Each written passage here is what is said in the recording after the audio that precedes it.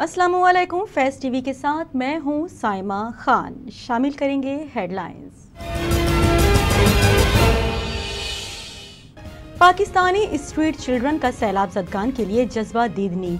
फैज़ foundation international को अपनी दिन भर की जमा पूंजी में से कुछ रकम अतिया कर दी और फैज़ फाउंडेशन इंटरनेशनल जिंदाबाद के नारे लगा दिए। फैज़ फाउंडेशन इंटरनेशनल की vice chairperson Nazia Ali, general secretary Khurshid Abbasi ने बच्चों के नेक अमल को सराहते हुए कहा कि स्ट्रीट चिल्ड्रन जो खुद भी ज़रूरतमंद हैं, उनके इस एहसास ने हमारे अंदर भी एहसास को तक़वियत दी है कि फैज़ फाउंडेशन इंटरनेशनल को खिदमत खल्क के लिए अपना मिशन जिंदगी भर जारी और सारी रखना है। और चेयरमैन फैज़ फाउंडेशन इंटरनेशनल शाहिद फैज़ भुट्टो का ये मिशन पाकिस्तान की तरक्की और फलाह इंसानियत के लिए है।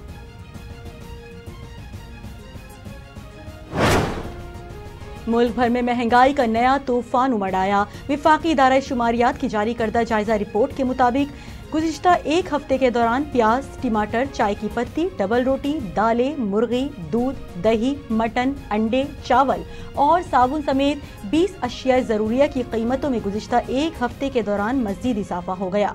रिपोर्ट के मुताबिक महंगाई में 0.94% इजाफा हुआ है, जिसके बाद महंगाई की मजमूई शरह 30.62% तक पहुँच गई है। सिक्योरिटी फोर्सेस पर अफगानिस्तान से दहशतगर्दों ने फायरिंग कर दी, जिसके नतीजे में एक फौजी जवान ने जामे शहादत नोश कर लिया। पाक फौज के शोबा ताल्लुकात आमा ISPR के मुताबिक दहशतगर्दों ने सिक्योरिटी फोर्सेस पर फायरिंग खरलाची में की, जिस पर भरपूर जवाबी कार्रवाई की गई, जिससे दहशतगर्दों को भारी जानी नुकसान पहुंचा।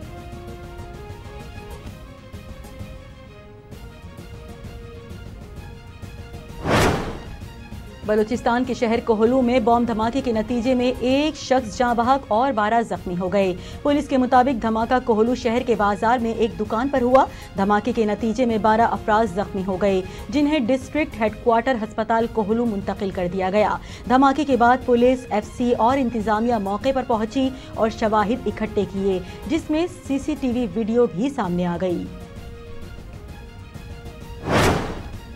साबिक वजीर आजम इमरान खान की नई ऑडियो लीक हो गई, जिसमें इमरान खान, आजम खान, असद उमर और शाह महमूद कुरैशी से साइफर से मुतालिक बात कर रहे हैं। ऑडियो लीक में इमरान खान का कहना है कि शाह जी, हमने कल मीटिंग करनी है, इसमें हमने कहना है कि वो जो लेटर है ना, उसकी मर्जी के मिनट्स लिख दें।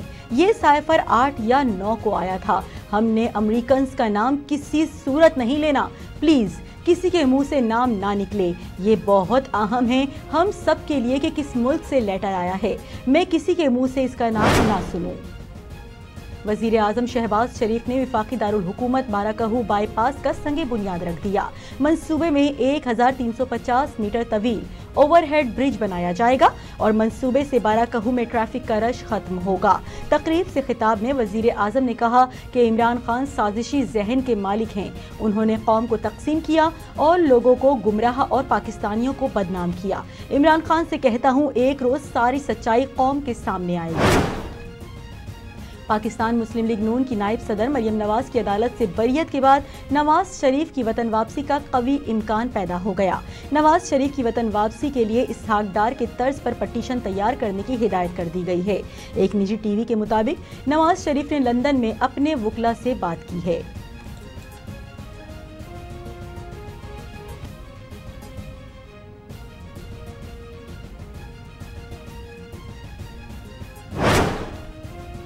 सिंध के वजीर इत्तलात और नशरियात शर्जील इनाम मेमम ने कहा है कि इमरान खान डरपोक शख्स हैं। आज भी इमरान खान को लाडले की तरह ट्रीट किया जा रहा है।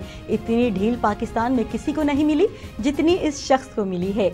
ये शख्स मुल्की सालमियत और मुल्की इदारों के साथ खेल रहा है। पाकिस्तान पीपल्स पार्टी समझती है कि इन ऑडियो लीक्स की तहकीकात होनी चाहिए।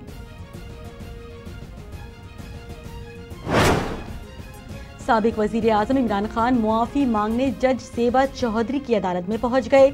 इस मौके पर पुलिस ने जुडिशल मजिस्ट्रेट ज़ेबा चौधरी की अदालत का कमरा बंद कर दिया। कमरा अदालत में इमरान खान ने कहा कि मैडम ज़ेबा को बताना है कि इमरान खान मुआजरत करने आए थे। अगर किसी अल्फाज से दिल आज़ारी हुई हो तो अदालत के अमले ने उन्हें बताया कि जुडिशल मजिस्ट्रेट ज़ेबा चौधरी रुखसत पर हैं। पीपल्स पार्टी के रहनुमा और वजीर आजम के मुआविन खुसूसी फैसल करीम कुंडी ने साबिक वजीर आजम इमरान खान से सवाल किया है कि किस नाम से पुकारूं, क्या नाम है तुम्हारा। फैसल करीम कुंडी ने इमरान खान पर तंज करते हुए कहा कि इमरान खान आपका क्या नाम है, तालिबान खान, यू टर्न खान, धमकी खान या मुआफी खान। गलत बयानी इमरान खान का वतीरा और मंशूर है। साइफर ड्रामा पिट चुका और आज़ादी और बयानिया नया धोखा है।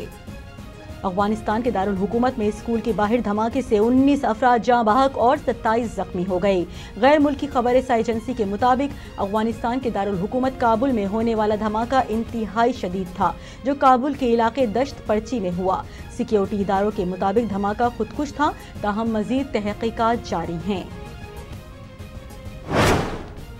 आईसीसी ने अगले माह ऑस्ट्रेलिया में होने वाले मेंस T20 वर्ल्ड कप 2022 के लिए इनामी रकम का ऐलान कर दिया। T20 वर्ल्ड कप के लिए मजमूई इनामी रकम $56 लाख रखी गई है। आईसीसी के मुताबिक T20 वर्ल्ड कप की फातेह टीम को $16 लाख अमरीकी डॉलर्स मिलेंगे, जबकि T20 वर्ल्ड कप के रनर अप टीम को $8 लाख अमरीकी डॉलर्स मिलेंगे।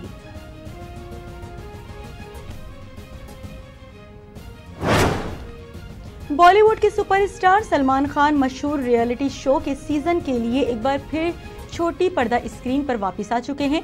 सलमान खान ने बिग बॉस 16 के पहले खिलाड़ी का ऐलान भी कर दिया है, जो ताजिकिस्तान से ताल्लुक रखने वाले दुनिया के सबसे छोटे कद के सिंगर और मौसीकार अब्दुल रोज़िक हैं, जो बॉलीवुड अदाकार की नई आने वाली फिल्म में भी नजर आएंगे।